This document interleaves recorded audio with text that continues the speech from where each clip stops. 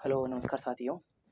जैसा कि अपन पिछली क्लास में पढ़ने लग रहे हैं कि प्रतिरोध क्या होता है। अच्छा, अब तक अपन ने इस चैप्टर में क्या क्या पढ़ लिया है वो एक बार समझना। अब तक अपन देख चुके हैं कि विद्युत धारा क्या होती है। उसके बाद में अपने अगला जो पॉइंट देखा था वो है वोल्ट विभवांतर क्या था, अर्थात पोटेंशियल डिफरेंस क्या है, वो मैंने आपको अच्छे से समझा रखा है। उसके बाद में अपन ने देखे कि इन दोनों में कोई संबंध होता है क्या, अर्थात विद्युत धारा तथा विभवांतर में कोई संबंध होता है या नहीं होता है, और यदि संबंध होता है तो सबसे पहले उस संबंध के बारे में किसने बताया, तो सबसे पहले ओम्स ने उसने बताया। तो अपन ने ओम का नियम देखा कंप्लीट। अच्छा, उसके बाद में अपन देखने लग रहे थे ओम के नियम के बाद में जो है कि रेजिस्टेंस क्या होता है, प्रतिरोध क्या होता है, और वो प्रतिरोध वाला जो टॉपिक है वो अपन कंप्लीट कर चुके हैं। आज उसी से रिलेटेड कुछ क्वेश्चंस है वो कवर करते हैं।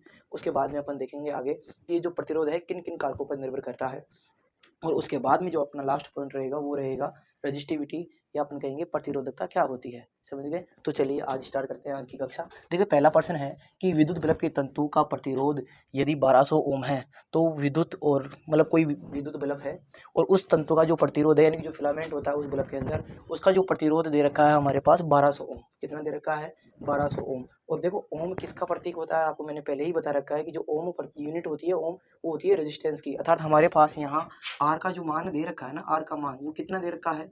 1200 ओम। कितना दे रखा है? 1200 ओम। आगे देखो प्रश्न में क्या करा है कि यदि ये बल्ब किसी विद्युत स्रोत से जुड़ा हुआ है और उसका जो वोल्टेज या अपन कह सकते हैं उसका जो विभव है वो कितना है? 220 वोल्ट है। कितना है? तो अपन कहेंगे कि यानी कि ये 220 वोल्ट से जुड़ा हुआ है, तो उस 220 वोल्ट की विद्युत स्रोत से वो कितना करंट ले रहा है, ये आपको धारा का मान बताना है। समझ गए? क्वेश्चन क्या है एक बार अवश्य समझ ले कि विद्युत बल्ब का कोई तंतु है, उसका प्रतिरोध कितना है हमारे पास? 1200 ओम है। अच्छा ठीक है, 1200 ओम आपको बता देना है। उसके बाद में कहना है कि ये जो है 220 वोल्ट की किसी विद्युत स्रोत से जुड़ा हुआ है तो उसे वो कितनी करंट ले रहा है।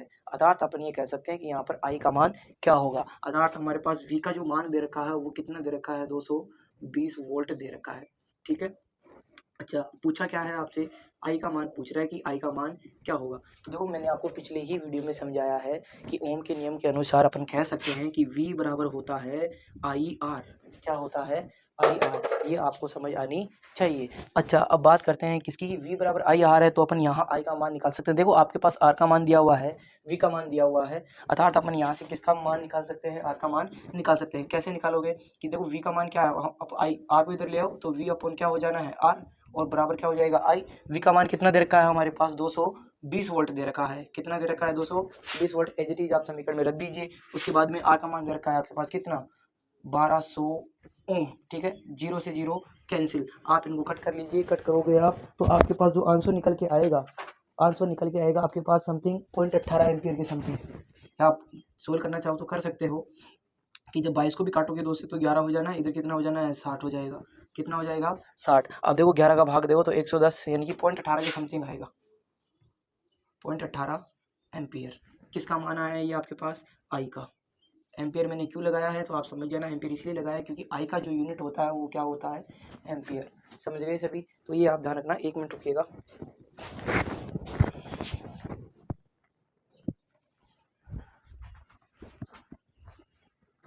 अर्थात अपना ये जो पहला पर्सन है वो तो क्लियर हो गया है, ये आपको समझना है। अगला जो पॉइंट है अपना वो क्या कह रहा है वो सुनना।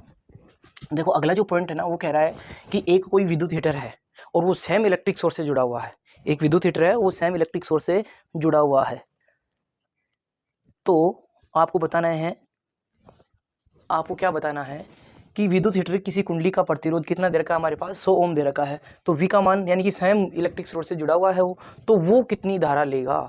अर्थात जो अपने विद्युत हीटर जोड़ रखा है उसके द्वारा जो धारा ली जाने वाली है वो कितनी होगी। देखिए, पहले क्वेश्चन में आपने क्या किया कि विद्युत बल्ब का जो प्रतिरोध है वो कितना था? 1200 ओम। इस बार अपने प्रतिरोध घटा दिया है, तो इस बार जो करंट लेगा वो कितनी लेगा है वो आपको बताना है। देखना, क्वेश्चन में क्या कह रहा है कि जो विद्युत कुंडली है उसका जो प्रतिरोध है आर का मान हमारे पास कितना दे रखा है? 100 ओम।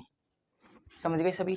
उसके बाद में वोल्ट यानी कि सेम स्रोत से जुड़ा हुआ है, अर्थात उस पर वाले में 220 वोल्ट था तो नीचे वाले में भी क्या रहेगा? 220 वोल्ट। अर्थात अपन कह सकते हैं कि V का मान कितना है? 220 वोल्ट है। ये समझना आप। अच्छा, तो ये पूछ रहा है कि I का मान क्या होगा, तो आप निकाल सकते हो ये तो खुद से। इसी प्रकार से हो रहा है। देखो, ओम के नियम से, ओम के नियम से, ओम के नियम से क्या होगा? ओम के नियम से आपको बता देना है कि V बराबर होता है आई आर।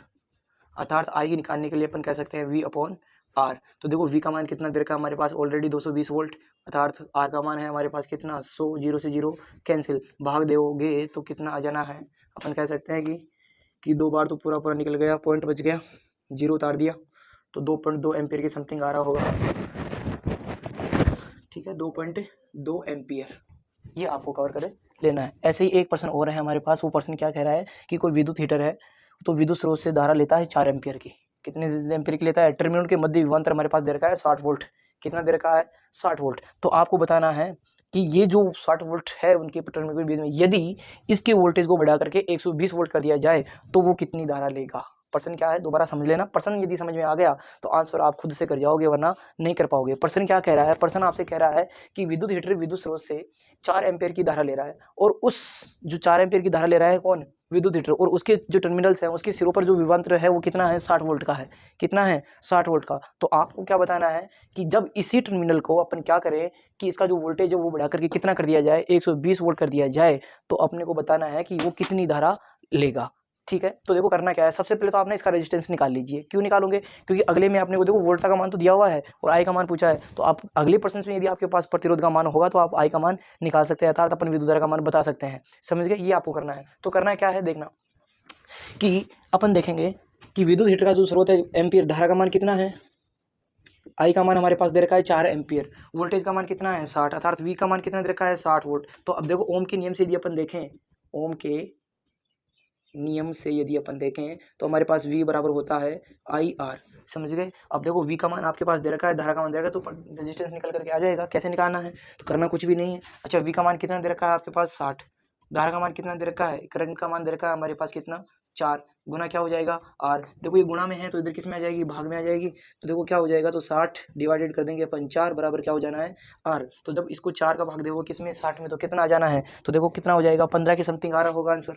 तो आप काटोगे तो अपन कह सकते हैं कि ये कितना आ गया 15 ओम आ गया, समझ गए। तो हमारे पास जो रेजिस्टेंस निकल के आ गया वो कितना आ गया है 15 ओम आ गया है। ये चीज़ क्लियर हो गई। लेकिन अगले ही प्रश्न में आपसे क्या पूछ रहा है, अगले प्रश्न में आपसे पूछ रहा है क्या कि यदि इसी विद्युत हीटर को 120 वोल्टेज से जोड़ दिया जाए तो ये कितनी धारा लेगा। तो देखो आपके पास देखो वोल्ट हीटर का जो रेजिस्टेंस है वो तो सेम रहने वाला है, बस हीटर को तो आप वोल्टेज ही तो चेंज कर रहे हो। तो देखो परिवर्तन क्या होना है इसमें, तो देखो क्या हो जाएगा, हमारे पास आर का जो मान है वो तो पहले जितना हीटर का प्रतिरोध था वो अभी भी रहेगा, अर्थात आर का जो मान है वो कितना रहेगा 15 ओम।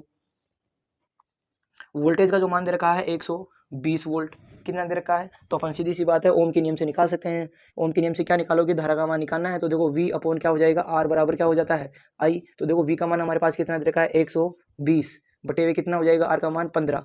तो हम जब काटेंगे तो कितना हो जाएगा 8 के समथिंग आ रहा होगा, 15 × 120 होता है। तो I का मान कितना हो जाएगा 8 एम्पियर।